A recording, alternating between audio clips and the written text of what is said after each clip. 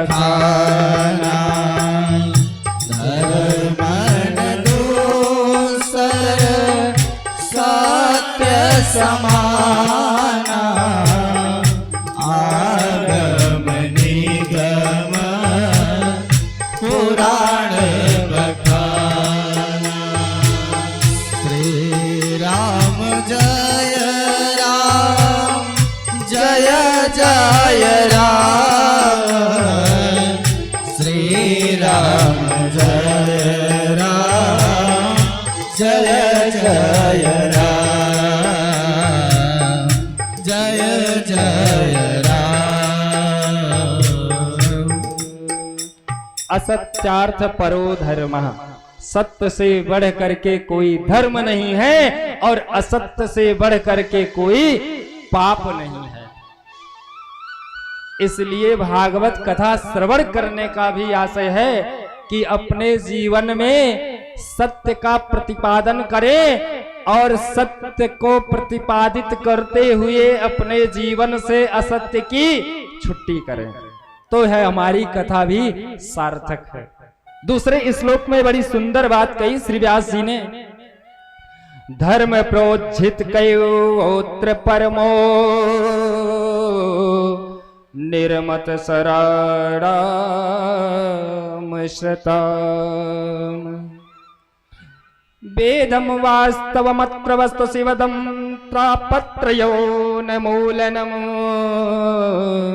श्रीमद्भागवते महामुनिकृते किमवा परैरीश्वरः।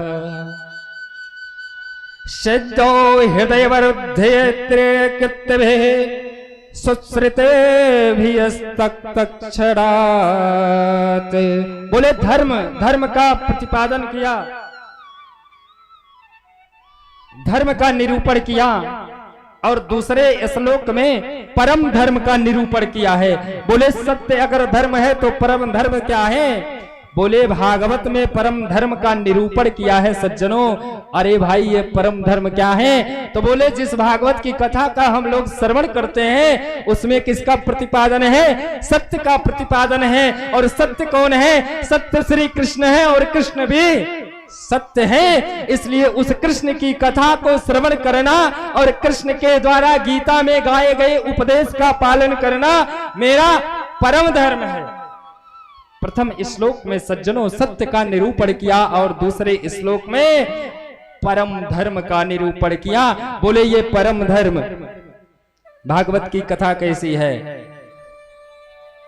बोले शिवदम शिवम कल्याणम ददाति। शिव जी का अर्थ क्या है? शिव जी रहते कहाँ हैं? शिव जी रहते हैं कैलाश पर्वत पर, बैठते हैं शिला पर, लोगों को क्या देते हैं? शिव जी की पूजा करने से सब कुछ प्राप्त हो जाता है। आरोग्यता मिल जाती है, धन वैभव ऐश्वर्य मिल जाता है, सुख और शांति मिल जाती है और जीवन में मेरे प्रेम भी आ जाता है। तो शिव की पूजा करने से सब कुछ प्राप्त हो जाता है। शिव जी कैसे हैं?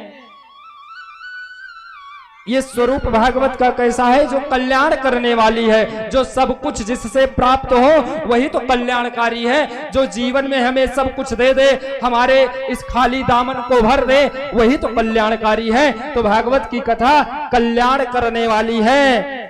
और क्या है? त्रापत्रयोन मूलनम, तीनों प्रकार के हमारे जीवन के ताप को नष्ट करने वाली है। ऐसी कृष्ण कथा है जो भागवत की कथा है, जिसमें भगवान कृष्ण के सुंदर कथा का प्रतिपादन किया गया है।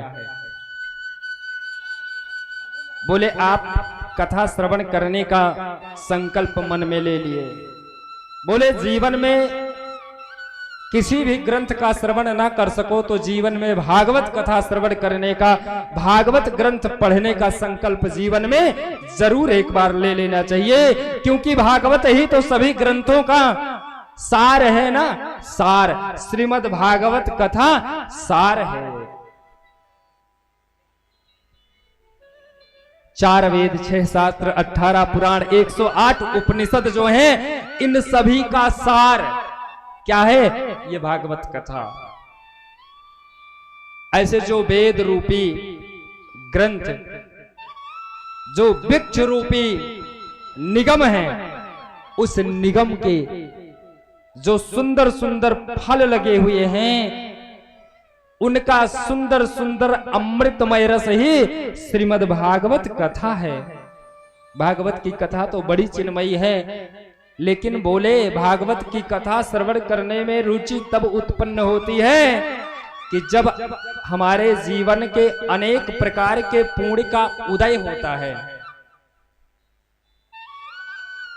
और जब तक जीवन में पुण्य का उदय नहीं होता, तब तक भागवत कथा श्रवण करने में रुचि उत्पन्न नहीं होती। हम घर से कथा में श्रवण करने के लिए चले तो हमारे हृदय में श्री बाल कृष्ण की झांकी प्रकट हो जाती है, उत्पन्न हो जाती है। और घर से चलते चलते हम जब भाव से निकलते हैं, देखिए एक भक्त अगर भजन के लिए जाता है तो सोचते हुए चलता है कि भगवान के ऐसे स्वरूप का गुणगान होगा तो भगवान के इस स्वरूप की झांकी का मैं दर्शन भी करूंगा। कथा का प्रेमी हो, भगवत प्रेमी हो। अब देखिए आप सब लोग अपने घरों से कैसे चल करके आए हैं, भगवान के लिए ही। भगवान की सुंदर रसमयी कथा का गान होगा और मैं श्रवण करूंगा, उसमें सराबोर होता रहूंगा। देखिए संदीप भैया हमारे आए हैं कितनी दूर से कथा श्रवण करने के लिए। भाव ही तो है।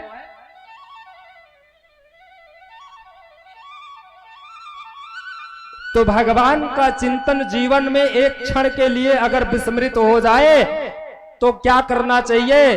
प्रायश्चित करना चाहिए कि एक क्षण के लिए हमारे जीवन में भगवान के स्मरण की विस्मृति हो गई, इसलिए हे प्रभु मुझे क्षमा कीजिएगा। कौन सा पाप आपका जागृत हुआ जो ऐसा आपके साथ हुआ? प्रायश्चित करना चाहिए। प्रायश्चित करने से भी वो पाप नष्ट हो जाता है। ये कलयुग का परम प्रताप है। भजन के प्रभाव से ये जीवन कब क्या प्राप्त करेगा ये जीव स्वयं भी नहीं जानता है। इसको जानते हैं तो सिर्फ मेरे गोविंद जानते हैं। और नहीं तो भजन करते करते करते करते आप भाव से भगवान को प्राप्त कर लिए तो क्या वो समय याद रहता है?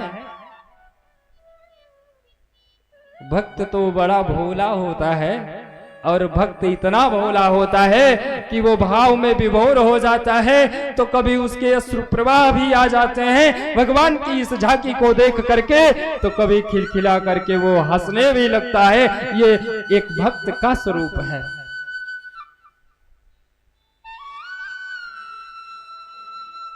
उसका विस्मरण हो जाता है, क्योंकि भगवान जब भी अपने झांकी का हमें दर्शन भी दिखाते हैं तो उस झांकी को भी दूर कर देते हैं हमसे, क्योंकि कहीं अभिमान ना आ जाए। बार बार भगवान इस जीव की परीक्षा लेते हैं। अभी भी इस संसार की किसी भी संस्कार से अगर निवृत्ति नहीं हुई तो भी थोड़ा जांच ले।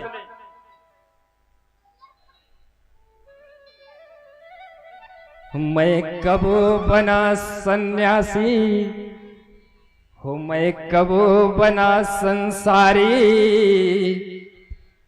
भाव से सब लोग गाएंगे मेरे साथ में। और देखिए जो भी भजन है, भजन में बहुत कुछ मिलता है और सत्संग